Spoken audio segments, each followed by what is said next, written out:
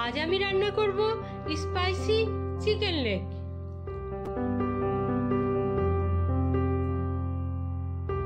ছয়টি মুরগির রান নিয়েছি। এর মধ্যে এখন 1 চা চামচ করে লবণ, হলুদ,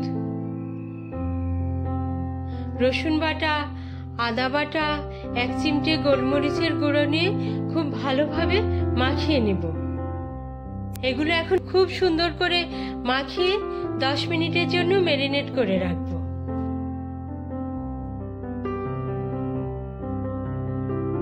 একটি পাত্রে 1 কাপ আটা, 1 চিমটে গোলমরিচ, 1 চা চামচ শুকনো মরিচ নিয়ে খুব ভালো করে মাখিয়ে নেব।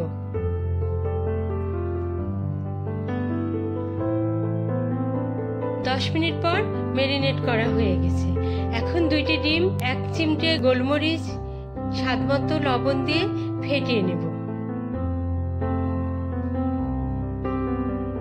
মুরগির রানগুলো এখন আমি ফেটানো ডিমের মধ্যে চুবিয়ে আটার মধ্যে খুব সুন্দর করে গড়িয়ে গড়িয়ে আটা মাখিয়ে নেব।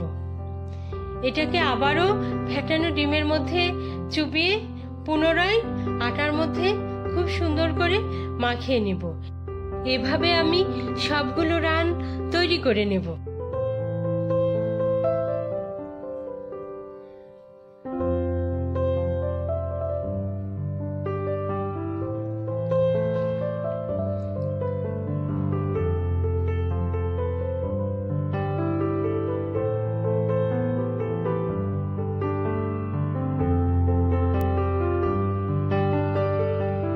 চুলায় একটি পাত্রে 1 কাপ তেল দিয়েছি।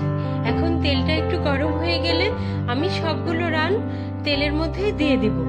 রানগুলো এখন আমি এপিট ওপিট করে সুন্দর করে ভেজে নেব।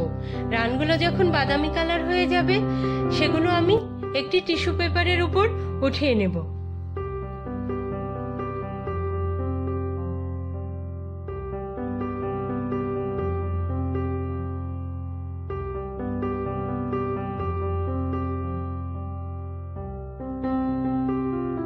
একটি পাত্রে 1/2 কাপ তেল দিয়ে এর মধ্যে 1 চিমটে জিরা, কিছু আদা কুচি, 3টি ছোট এলাচ, 1 কাপ পেঁয়াজ দিয়ে নাড়াচাড়া করে নেব।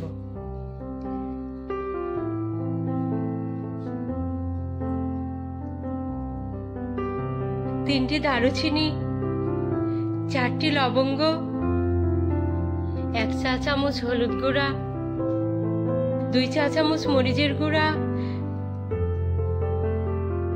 1/2 চামচ গোলমরিচের গুঁড়া, 1 চা চামচ জিরা গুঁড়া, 1 চা চামচ ধনিয়া গুঁড়া এবং স্বাদমতো লবণ দিয়ে কিছু পানি দিয়ে দেব।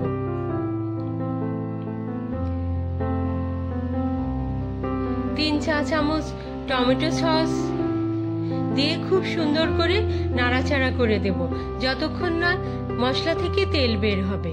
মশলা থেকে তেল বের হয়ে আসলে এর মধ্যে আমি ভেজে রাখা রানগুলো দিয়ে দেব।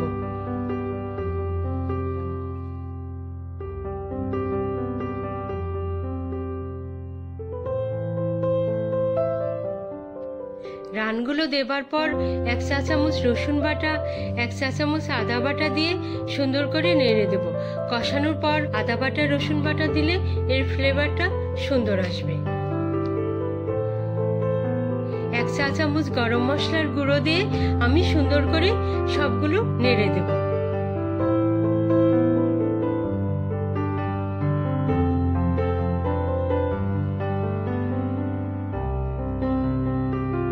সামান্য পানি দিয়ে ঢাকনা দিয়ে 10 মিনিটের জন্য রেখে দেব।